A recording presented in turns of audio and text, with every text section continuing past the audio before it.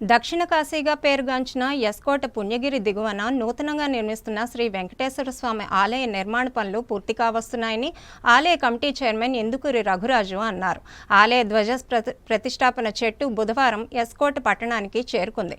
ఈ నేపథ్యంలో ఆలయ కమిటీ సభ్యులు చెట్టుకు పూజలు నిర్వహించి భారీ ఊరేగింపు నిర్వహించారు.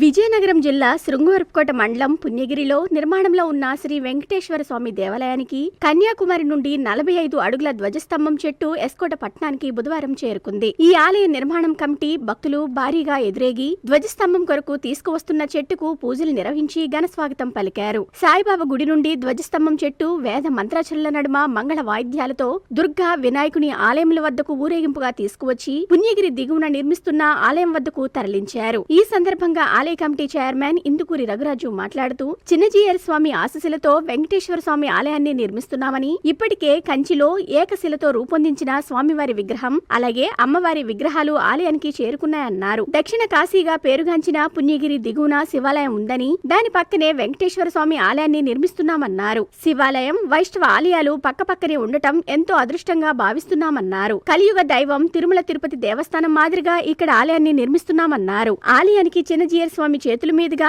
ఆలయ నిర్మాణానికి శంకుస్థాపన చేశామని, త్వరలో నిర్మాణ పనులు పూర్తి చేసి ప్రారంభోత్సవానికి కూడా చిన్నజీయర్ స్వామిని తీసుకురావడానికి ప్రయత్నిస్తామన్నారు. ఈ కార్యక్రమంలో ఆలయ కమిటీ ప్రతినిధులు మోపడ గౌరీనాయుడు తదితర భక్తులు పాల్గొన్నారు. చిన్నజీయర్ స్వామి గారి చేతుల మీదుగా మరి ఎస్కోట్ లో పుణ్యగిరి శివాలయంకి వెళ్లి తోవలో మరి వెంకటేశ్వర స్వామి ఆలయం కట్టుకోవాలని ఒక ఆలోచనతో చిన్నజీయర్ స్వామి గారు ఆనాడు శంకుస్థాపన చేయడం జరిగింది. మరి ఆ గుడి పని ఎస్కోట్ లోని పెద్దలందరూ కూడా కమిటీగా ఫామ్ అయ్యి మరి గుడి పనులు కూడా అతి వేగంగా జరుగుతూ ఉన్నాయి. చాలా పెద్ద దేవాలయం అది. సుమారు 40 అడుగులు భూమిలోంచి పునాది వేయాల్సిన పరిస్థితి వచ్చింది. ఎందుకంటే కొండ దగ్గరలో కాబట్టి మరి అంత పునాది వేసుకుని ఈ రోజు విగ్రహాలు కూడా తీసుకొని రావడం జరిగింది. మరి ఆ వెంకటేశ్వర స్వామి విగ్రహం ఒకటే సుమారు 21 లక్షల రూపాయలతోటి మరి కంచిలో సుబ్బయ్య స్థాపతి గారు చేయించి ఆ శిల్పం ఏకశిల మరి తీసుకొని రావడం జరిగింది. అలాగే ఈ రోజు దానికి ధ్వజస్తంభం కావాలి అంటే సోమిదికర్ అయితే చాలా మంచిది, శ్రేష్టం, ఎక్కడైనా అదే వేస్తారని చెప్తే గత 2 సంవత్సరాల నుంచి కూడా కష్టపడి మరి ఈ రోజు సోమిదికర్ని కూడా కన్యాకుమారి నుంచి కూడా తీసుకొని రావడం జరిగింది. ఏదైతే వెంకటేశ్వర స్వామి ఆలయం కడతా ఉన్నామో పుణ్య వెంకటేశ్వర స్వామి అని, ఎందుకంటే పుణ్యగిరి